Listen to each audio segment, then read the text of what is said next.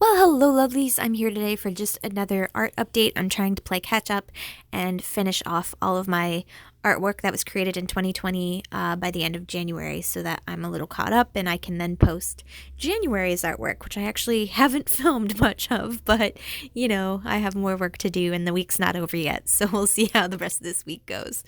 Anyways, I actually uncovered some lost footage. I was so excited and also kind of face palmed a little bit when I found some of my lost art footage from over the summer on an SD card that was marked as Mexico. And it did have Mexico footage on it, but it also had a whole bunch of other art footage that I was missing. So yeah, big face palm there, but I was able to transfer some footage over and I wanted to include it in this video since I'm pretty excited about finding the gunpowder art that I did on this bobcat piece. The bobcat piece is actually still available for sale at Art at Front Street in Exeter, New Hampshire. I don't have it listed on my website yet, but if you're interested in it, go ahead and send me an email at artistexplorestheworld@gmail.com or shoot me a DM on Instagram. I'd be happy to work something out with you. This piece is a product of traditional wood burning, but also gunpowder art. I used gunpowder, black powder, and also watercolor. And this piece was featured on my New Hampshire Chronicle feature, something I didn't really talk about on my other videos because it happened kind of quickly and came together. And I wasn't sure when it was going to premiere, and then it was kind of too late to promote it when I found out that it was going to premiere. So one thing that happened recently is I was featured on New Hampshire Chronicle. It was super exciting. They focused on my artwork and my bus project, as well as my previous travels. So it was really exciting to be featured and recognized on a statewide TV show. It just was pretty freaking amazing. And I know there are some of you that are new here. I gained about 80 subscribers from that show, so thank you so much for joining me if you're new here. And for those of you that haven't seen it, if you want to see it, it is available on WMUR's YouTube channel. I've also linked it on my website and I've linked it in my Instagram bio. So if you want to check that out, it's available in a bunch of different places. I'll also link it in the description box below to make it easy. If I can do that, I'm pretty sure I can do that. So yeah, that was pretty amazing and felt pretty good to get some recognition for all the hard work that I've been doing. And as we move into this next piece, I'll talk a little bit more about how October went. After dealing with my massive show in September, I was really burnt out, and I focused predominantly on this custom commission that actually came from my September show. So some of you that have been here a while will remember the birds in skull piece, and because of that piece I received this commission from one of my fellow studio mates at Art at Front Street. She wanted me to make a skull for her with mushrooms in it, and she didn't care what mushrooms. She kind of had some color preferences that I stuck to, and I was able to have fun and play with it. So I picked a whole bunch of different mushrooms. I was very excited about it. I had a lot of fun with it. This piece took quite a while actually to put together, but it was super fun to work on.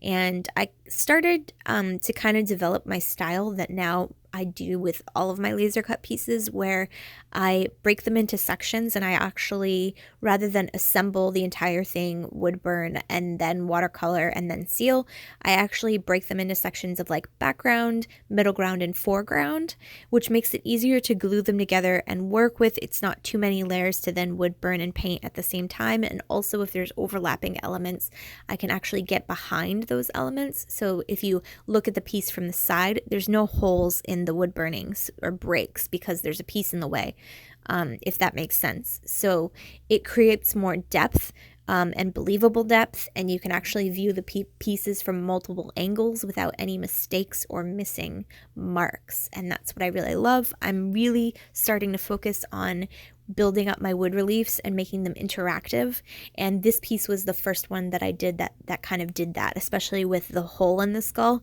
where the mushroom comes through the top of the skull. If you look at the actual piece from the top, you can actually see the mushroom goes all the way down through. It's one solid piece and you can see the hole where it comes through, and it was just super fun to make that interactive. And for me, adds an extra element to the 3D element of the piece. It ties everything together and allows you to kind of look around and under and through a piece. And that's where I really want to go with my laser cut work as I continue on. And in the last few months, I have continued to do that with other pieces. And with a new line of artwork that I'm doing that's more personal and more in depth and not as cute as some of the other work as I've done, I'm focused kind of on creating art for my soul. And that is all part of some deep dives that I've been doing in my personal life and in my business with a coach and with a therapist. So lots of really different and interesting art coming soon for sure. But as far as October goes, I focus mostly on this, and I did start a little bit of the Magic Forest series, which I will talk about in the next update, which is the November update. And I think I'm probably going to end up combining November and December and just making it one solid video. But additionally, in October, you'll see them at the end, towards the end of this video. I had a square carousel project where I had to create little cards, and I actually did 3D cut them out of wood and then hand painted them. It was my first time engraving text, and that was a whole process in itself, learning how to do that with my BMO. So it was good because I added it into my BMO review that's going to be coming soon. I kind of talked about fonts and text and that kind of thing. So there's some sample of the cards. It was a fake board game that focused on chefs and the ingredients that they use. And so every single artist from Square Carousel, which is the illustration collective I'm a part of, had to go in and create some ingredient cards and some chef cards. Additionally, another Square Carousel prompt that I had to finish in the month of October was a map, and we had to do an illustrated map for They Draw and Travel, which if you haven't seen them before, it's a online database of artists who do illustrated maps, and it's pretty freaking amazing. They've also published a few books of collected different collective of artists that have submitted maps. So really, really, really beautiful and amazing stuff. And so it's worth checking out. I'll link it in the description box below if you want to check out their website. But for this, I did a map of Exeter. A long time ago, I had done a 3D illustrated map of Exeter. It never got posted anywhere because I was really embarrassed by it. I never finished it in the way that I really wanted to share with anyone. So I took this time to tackle the downtown Exeter area in my own unique style. Originally, I was going to make this a 3D wood-burned piece, but ran out of time, and so I focused more on a graphic style that I've been developing for more logo and design type work that I've been doing for some clients. So it was just kind of playing around in Illustrator, trying something different, and trying a unique color palette, so that was really fun to play around with as well. So all of these things were things that I did in the month of October. Like I said, I think I'm going to combine the November and December update just to keep it really easy and simple. I know a lot of you don't watch these videos, but for those of you that do, you kind of watch the whole thing. So I really do appreciate that. You guys are awesome. Thank you so much for supporting my art, my career, this channel. I'm going to see you on Friday with a new video. I'm actually not sure which one I'm going to post. I think I'm going to end up posting the acrylic tutorial that I've been talking a little bit about, but I will see you on Friday, and until next time, remember to create, love, and travel on. Bye!